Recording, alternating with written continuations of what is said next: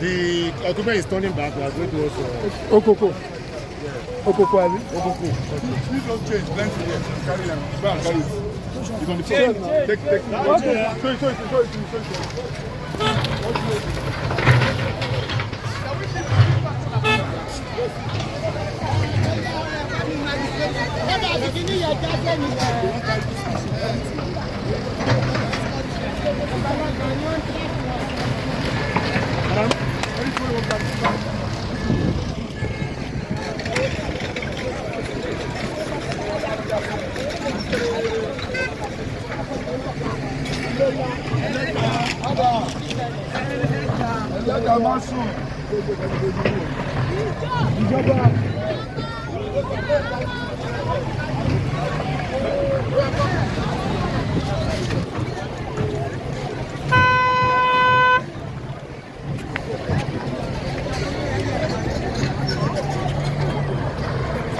it.